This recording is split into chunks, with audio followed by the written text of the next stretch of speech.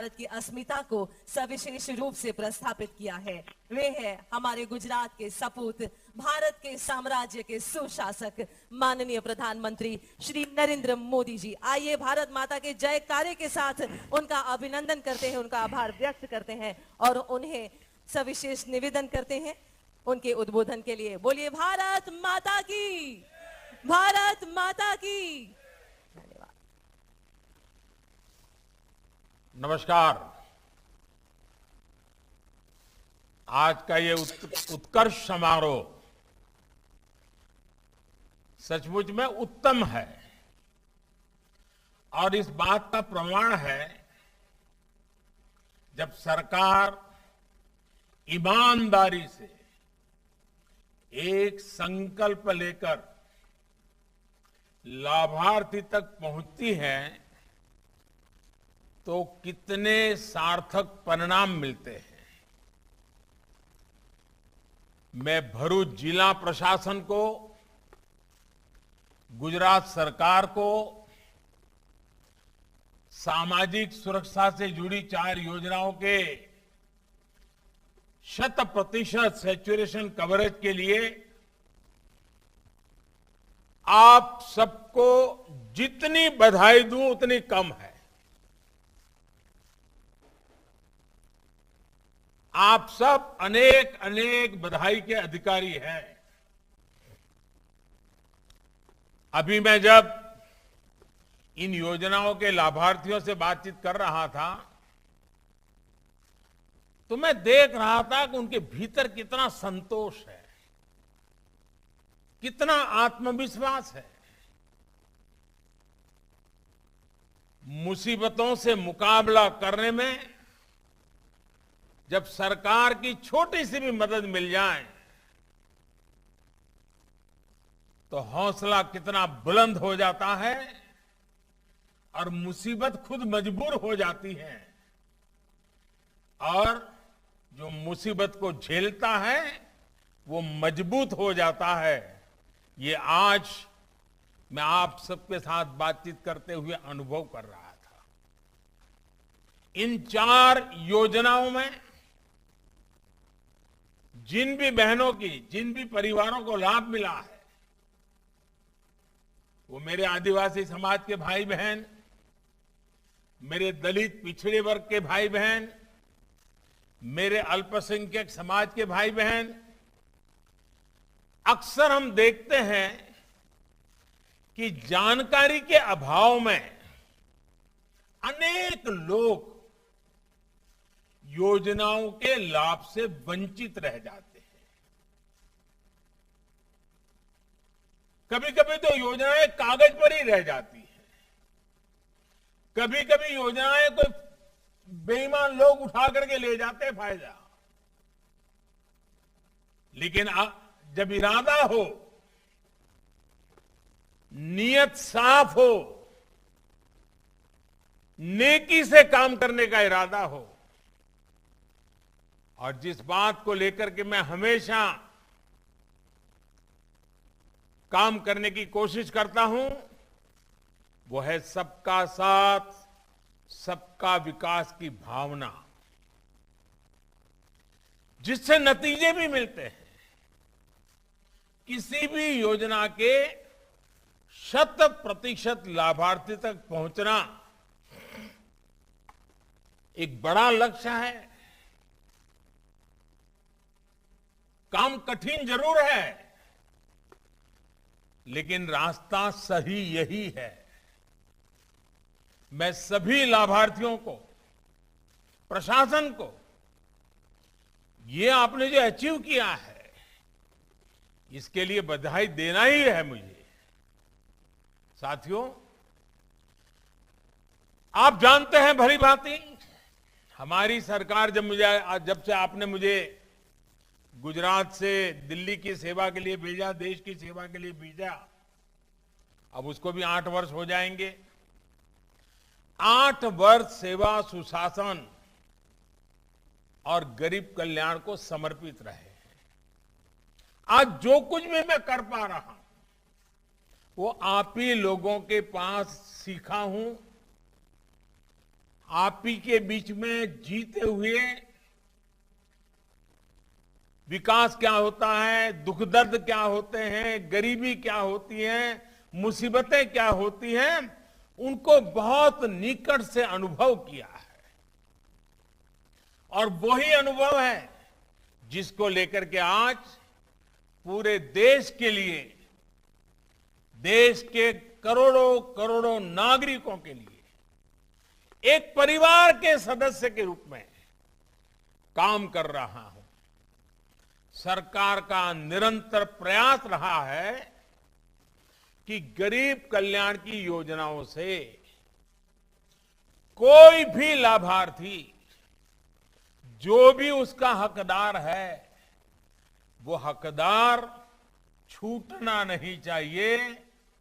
सबको लाभ मिलना चाहिए जो हकदार है, और पूरा लाभ मिलना चाहिए।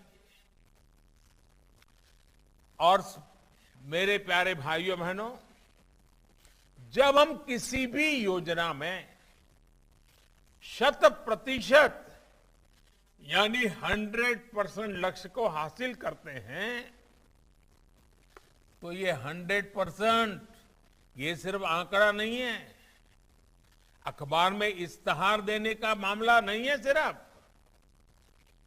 इसका मतलब होता है शासन, प्रशासन संवेदनशील है, आपके सुख दुख का साथी है। ये उसका सबसे बड़ा सबूत होता है। आज देश में हमारी सरकार के 8 साल पूरे हो रहे हैं, और जब 8 साल पूरे हो रहे हैं तो हम एक नए संकल्प के साथ, नई ऊर्जा के साथ आगे बढ़ने के लिए तैयारी करते हैं। मुझे एक दिन एक बहुत बड़े नेता मिले थे, वरिष्ठ नेता हैं, वैसे हमारे लगातार विरोध भी करते हैं, राजनीतिक विरोध भी करते रहे, लेकिन मैं उनका आदर भी करता रहता हूं। तो कुछ बातों के कारण उनको थोड़ा सा राजी नाराजी थी, तो एक दिन मिलने आए तो कहा, मोदी जी ये क्या करना है, 2 बार देश ने आपको प्रधानमंत्री बना दिया, अब क्या करना है। उनको लगता था कि 2 बार प्रधानमंत्री बन गया मतलब बहुत कुछ हो गया। उनको पता नहीं है मोदी किसी अलग मिट्टी का है, ये गुजरात की धरती ने उसको तैयार किया है। और इसलिए जो भी हो गया अच्छा हो गया, चलो अब आराम करो, नहीं, मेरा सपना है सैचुरेशन, 100% लक्ष्य को तरफ हमें आगे बढ़े, सरकारी मशीनरी को आदत डाले, नागरिकों को भी विश्वास पैदा करे। आपको याद होगा 2014 में जब आपने हमें सेवा का मौका दिया था, तो देश की करीब करीब आधी आबादी शौचालय की सुविधा से, टीकाकरण की सुविधा से, बिजली कनेक्शन की सुविधा से, बैंक अकाउंट की सुविधा से सैकड़ों मील दूर थी, एक प्रकार से वंचित थी। इन वर्षों में हम सभी के प्रयासों से अनेक योजनाओं का 100% सैचुरेशन के करीब करीब लाभ पाए हैं। अब 8 वर्ष के इस महत्वपूर्ण अवसर पर एक बार फिर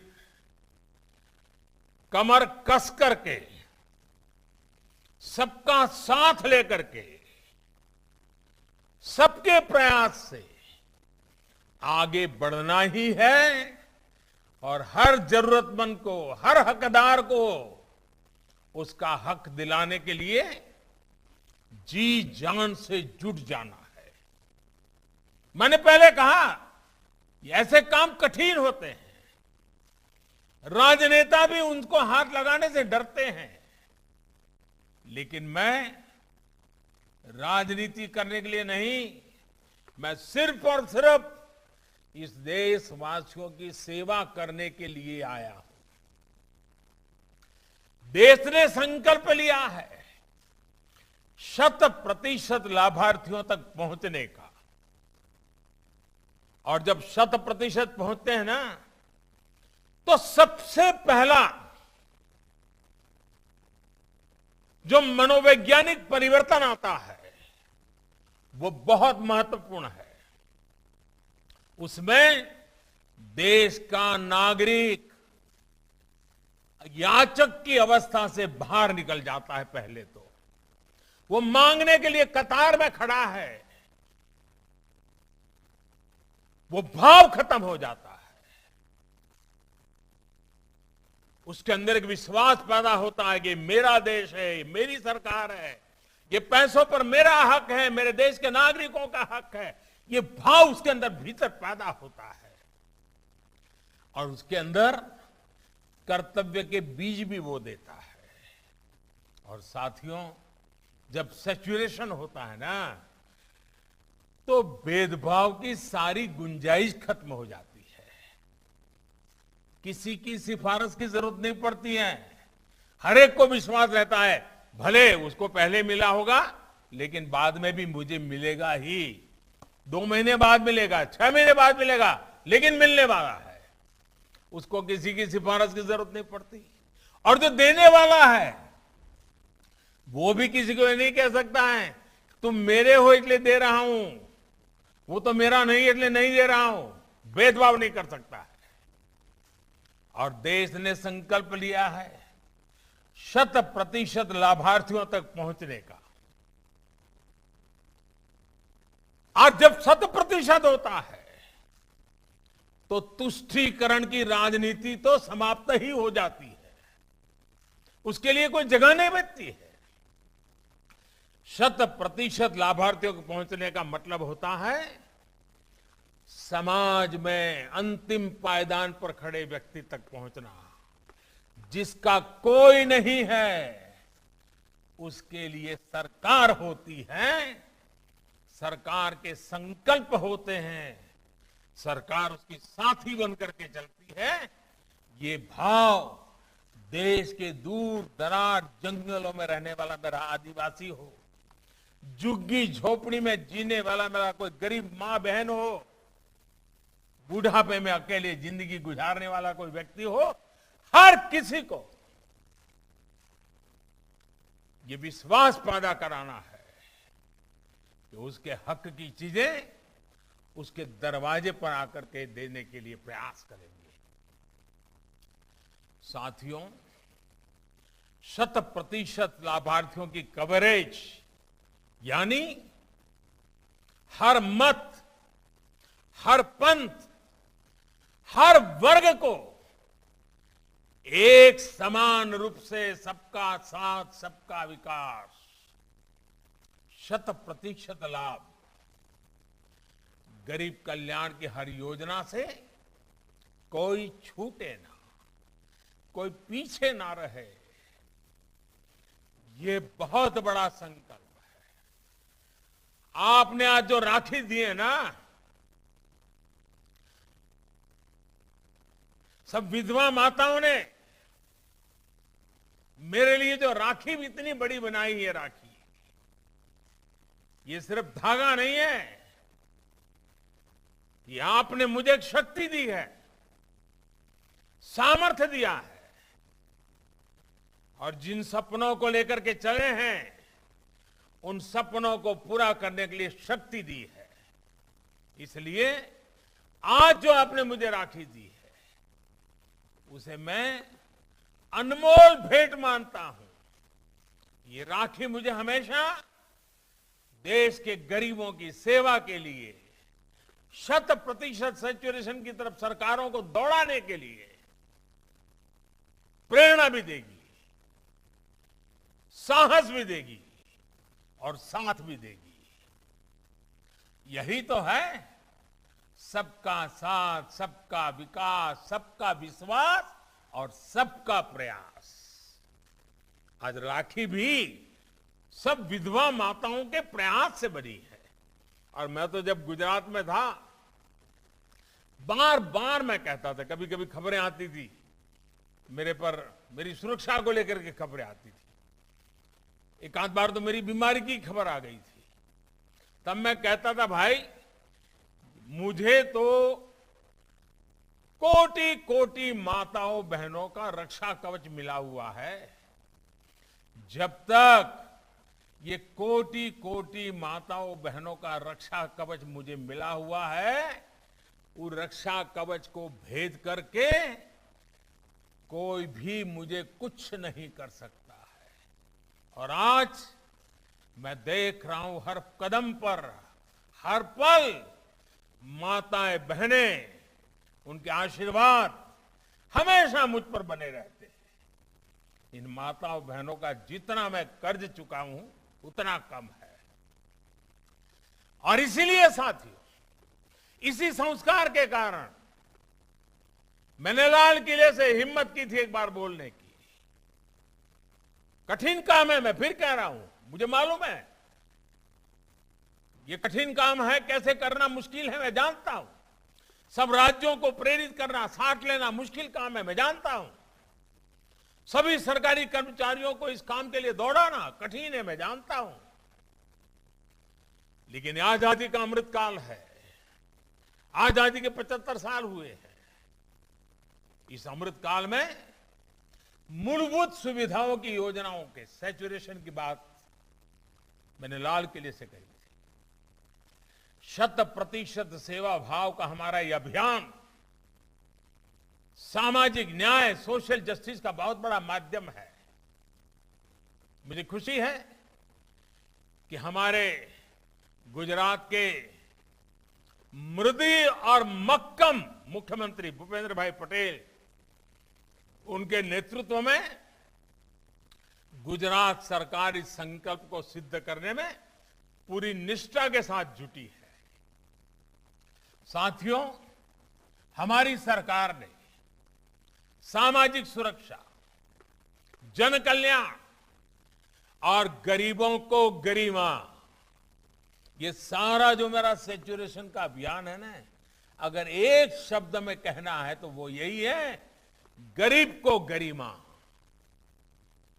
गरीब की गरिमा के लिए सरकार, गरीब की गरिमा के लिए संकल्प और गरीब की गरिमा के संस्कार, यही तो हमें प्रेरित करते हैं। पहले हम जब सोशल सिक्योरिटी की बात सुनते थे तो अक्सर दूसरे छोटे छोटे देशों के उदाहरण देते थे। भारत में इनको लागू करने के जो भी प्रयास हुए हैं, उनका दायरा और प्रभाव दोनों बहुत सीमित रहे। लेकिन साल 2014 के बाद देश ने अपने दायरे को व्यापक किया। देश सबको साथ लेकर चला। परिणाम हम सभी के सामने है।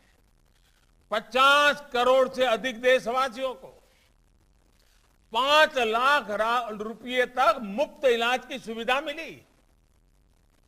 करोड़ों लोगों को 4 लाख रुपया तक के दुर्घटना और जीवन बीमा की सुविधा मिली। करोड़ों भारतीयों को 60 वर्ष की आयु के बाद एक निश्चित पेंशन की व्यवस्था मिली। अपना पक्का घर, टॉयलेट, गैस कनेक्शन, बिजली कनेक्शन, पानी का कनेक्शन, बैंक में खाता, ऐसी सुविधाओं के लिए तो गरीब सरकारी दफ्तरों के चक्कर काट काट करके उनकी जिंदगी पूरी हो जाती थी, वो हार जाते थे। हमारी सरकार ने इन सारी परिस्थितियों को बदला, योजनाओं में सुधार किया, नए लक्ष्य बनाए और उन्हें निरंतर हम प्राप्त भी कर रहे हैं। इसी कड़ी में किसानों को पहली बार सीधी मदद मिली। छोटे किसानों को तो कोई पूछता नहीं था भाई, और हमारे देश में 90% छोटे किसान हैं। 80% से ज्यादा, करीब करीब 90%, जिसके पास 2 एकड़ भूमि मुश्किल से है, उन छोटे किसानों के लिए हमने अनेक योजना बनाई। हमारे मछुआरे भाई बहन, बैंक वाले उनको पूछते नहीं थे, हमने किसान क्रेडिट कार्ड जैसा है वो मछुआरों के लिए शुरू किया। इतना ही नहीं, रेहड़ी पटरी ठेले वालों को पीएम स्वनिधि के रूप में बैंक से पहली बार सहायता सुनिश्चित हुई है। और मैं तो चाहूंगा, और हमारे सीआर पाटिल जी और भारतीय जनता पार्टी के कार्यकर्ताओं ने सभी नगरों में ये रेहड़ी पटरी वालों को स्वनिधि के पैसे मिले, उनका व्यापार कारोबार ब्याज के चक्कर से मुक्त हो जाए, जो भी मेहनत करके कमाए वो घर के काम आए। इसके लिए जो अभियान चलाया है, मैं चाहूंगा भरूच हो, अंकलेश्वर हो, वालिया हो, सभी अपने इन नगरों में भी इसका फायदा पहुंचे। આમ તો ભરૂચમાં મારે રૂબરૂ આવવું જોઈએ અને ઘણા સમયથી આવ્યો નથી એટલે મન થાય બી ખરું, કારણ કે ભરૂચ જોડે મારો નાતો બહુ જૂનો રહ્યો છે અને ભરૂચ તો આપણો સાંસ્કૃતિક વિરાસત છે, વ્યાપારનું સાંસ્કૃતિક વિરાસતનું હજારો વર્ષ જૂનું કેન્દ્ર રહ્યું છે। એક જમાનો હતો દુનિયાને કનેક્ટ કરવામાં આપણે ભરૂચનું નામ હતું અને આપણા સાંસ્કૃતિક ધરોહર, આપણા ખેડૂતો, આપણા આદિવાસી ભાઈઓ અને હવે તો વ્યાપાર ઉદ્યોગથી ધમધમતું થઈ ગયું અંકલેશ્વર ભરૂચ આપણું। ભરૂચ અંકલેશ્વર ટ્વિન સિટી બની ગયું, નહીં તો પહેલા કોઈ કલ્પના નહોતું કરતું। અને જેટલો સમય હું રહ્યો, જૂના દિવસો બધા યાદ છે। આજે આધુનિક વિકાસની તરફ ભરૂચ જિલ્લાનું નામ થઈ રહ્યું છે, અનેક કામો થઈ રહ્યા છે અને સ્વાભાવિક છે જ્યારે ભરૂચના લોકો પાસે આવું ત્યારે જૂના જૂના બધા લોકો યાદ પણ આવે અને અનેક લોકો જૂના જૂના સાથીઓને, વરિષ્ઠ સાથીઓને ક્યારેક ક્યારેક હજી સંપર્ક હોય છે। મને યાદ છે હું જ્યારે પહેલાં બહુ વર્ષો પહેલાં જ્યારે સંઘનું કામ કરતો તો બસ પરથી ઉતરું તો ચાલતો ચાલતો પછી મુક્તિનગર સોસાયટી જવું, મૂળચંદભાઈ ચૌહાણના ઘરે,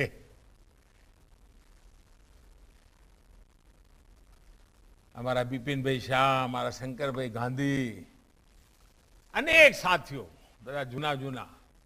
અને જ્યારે તમને બધાને જોઉં ત્યારે મને અમારો જૂનો બહાદુર સાથી શિરીષ બંગાળી હંમેશા યાદ આવે, સમાજ માટે જીવનારો। અને આપણને ખબર છે લલ્લુભાઈનો ચકલેથી નીકળીએ આપણે અને આપણો 532 વિસ્તાર, અત્યારે જે 20-25 વર્ષના છોકરા છોકરીઓ હશે ને એમને તો ખબર નહીં હોય કે 532 ના લલ્લુભાઈના ચકલેના શું દશા હતી। હાવ સાંકડા રસ્તા, સ્કૂટર ઉપર ચાલવું હોય તો મુશ્કેલ પડી જાય અને એટલા બધા ખાડા, કારણ કે મને બરાબર યાદ છે, હું તો એ વખતે આપતો અને મને મારે તો પહેલાં તો કંઈ જાહેર સભાઓ તો કરવાનો કે મને મોકો નહોતો મળતો। વર્ષો પહેલાં ભરૂચવાળાએ મારે પકડ્યો આપણી શક્તિનગર સોસાયટીમાં, ત્યારે તો હું રાજકારણમાં આવ્યો નહોતો, શક્તિનગર સોસાયટીમાં એક સભા રાખેલી, 40 વર્ષ થઈ ગયા હશે અને હું હેરાન થઈ ગયો કે સોસાયટીની સભા પણ ઊભા રહેવાની જગ્યા નહોતી અને એટલા બધા લોકો આશીર્વાદ આપવા આવેલા, મારું કોઈ નામ નહીં, કોઈ જાણે નહીં, કાંઈ નહીં, અને જબરદસ્ત મોટી સભા થયેલી એ દિવસે। ત્યારે તો હું કંઈ રાજકારણમાં બહુ હતો નહીં, નવો નવો હતો, શીખતો હતો। એ વખતે મને કેટલાક પત્રકાર મિત્રો મળ્યા મારું ભાષણ પત્યા પછી। મેં એમને કહ્યું તમે લખી રાખો, હવે આ ભરૂચની અંદર કોંગ્રેસ ક્યારેય જીતશે નહીં, એવું મેં એ વખતે કહેલું, આજથી 40 વર્ષ પહેલા।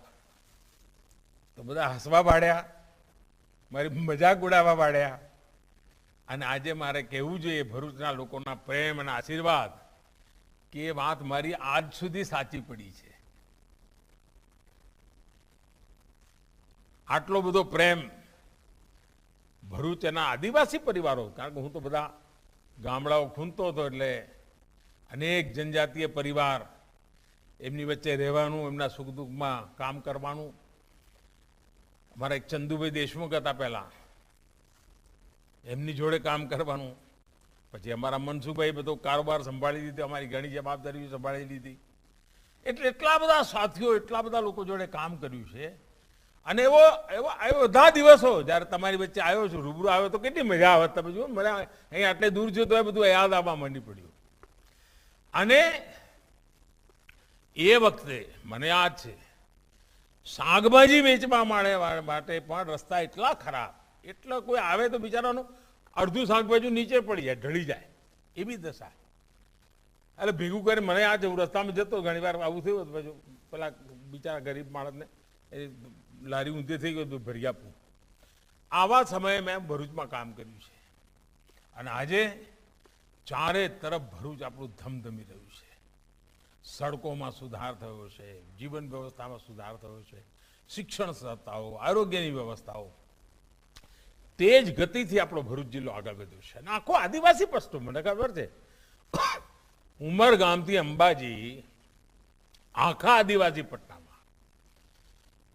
ગુજરાતમાં આદિવાસી મુખ્યમંત્રી રહી ગયા, પણ વિજ્ઞાનની શાળા નહોતી. બોલો, વિજ્ઞાનની શાળા મારે મુખ્યમંત્રી બન્યા પછી શરૂ કરવાનું નસીબ આવ્યું. હવે જો વિજ્ઞાનની શાળા જ ના હોય તો કોઈને એન્જિનિયર બનવું હોય, ડોક્ટર બનવું હોય તો ક્યાંથી બને? હમણાં આપણે યાકુબભાઈ વાત કરતા હતા કે દીકરીઓને ડોક્ટર થવું, કેમ થવાની શક્યતા બની? કે ભણતર ચાલુ થયું ભાઈ, એટલે દીકરી પણ નક્કી કરે છે કે મારે ડોક્ટર બનવું છે. આ જે બદલાવ આવ્યો છે ને, એ જ રીતે ભરૂચમાં ઔદ્યોગિક વિકાસ.